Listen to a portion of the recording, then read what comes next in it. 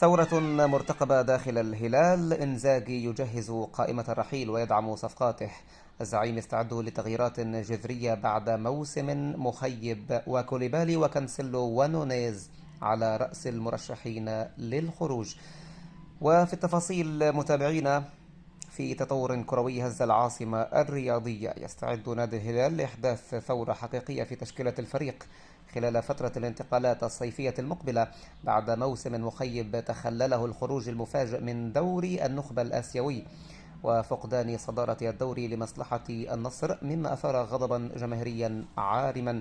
المدرب الإيطالي سيميوني إنزاغي يخطط لتغييرات جذرية في قائمة الأجانب وسط ترقب لرحيل عدة أسماء بارزة، وفي مقدمتهم الأوروغوياني داروين نونيز بسبب كثرة الإصابات، بجانب مراجعة موقف السنغالي كاليدو كوليبالي والبرتغالي جواو كانسيلو، مع احتمالية رحيل البرازيلي مالكوم أوليفييرا أيضا. ويأتي هذا التحرك متابعينا بتزامن مع استحواذ الأمير الوليد بن طلال على ما يقارب 70% من النادي العاصمي، مما يمنح الإدارة الجديدة دفعة قوية لإعادة هيكلة الفريق استعدادا للمنافسة على جميع البطولات في الموسم المقبل. ويتصدر الأوروغوياني داروين نونيز قائمة المرشحين للمغادرة، وذلك بسبب كثرة الإصابات، مما جعله خارج حسابات المدرب إنزاغي. النادي يدرس الاستغناء عن اللاعب خلال الصيف المقبل، خاصة مع وجود بدائل قوية في خط الهجوم مثل بنزيما وماركوس ليوناردو، بالإضافة إلى الفرنسي الشاب محمد قادر ميتي الذي لم يحسم مصيره بعد.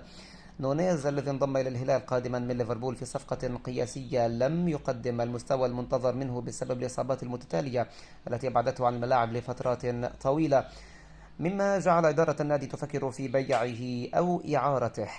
أما كوليبالي فبين البقاء والرحيل، لم يقرر الإيطالي سيميوني إنزاغي حقيقة استمرار كوليبالي مع الفريق، خاصة مع ترقب صفقات دفاعية قادمة قد تشكل بديلا عن هذا اللاعب. عقد كوليبالي قد ينتهي مع الهلال في 2007 أو سينتهي مع الهلال في 2027، وإدارة النادي لا ترغب في الوصول به إلى نهاية عقده دون تحقيق استفادة مالية، خاصة مع تقدم سنه وتراجع مستواه مقارنة بالموسم الماضي.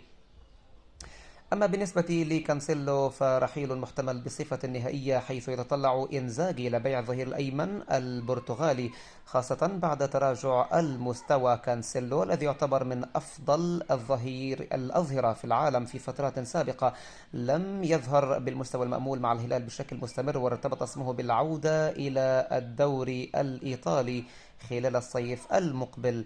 أما بالنسبة لمالكوم أوليفيرا، فيتعرض البرازيلي مالكوم أوليفيرا لإصابات متكررة خلال الفترة الماضية، مما جعله يغيب عن العديد من المباريات الهامة، وذلك جعل إدارة الهلال تدرس موقفه وتفتح الباب على مصراعيه لرحيل أوليفيرا. وبالنسبة لماركوس ليوناردو، فهناك عروض إنجليزية مغرية، فاللاعب ماركوس ليوناردو مطلوب بشدة في أندية الدوري الإنجليزي، ويترقب الهلال وصول عروض رسمية لبيعه. اللاعب البالغ من العمر 25 عاما يعتبر أحد أبرز المهاجمين في الدوري السعودي، وقد يكون رحيله مصدر دخل كبير للنادي. والسؤال إليكم متابعينا، من تتوقعون الأقرب للرحيل في الصيف المقبل؟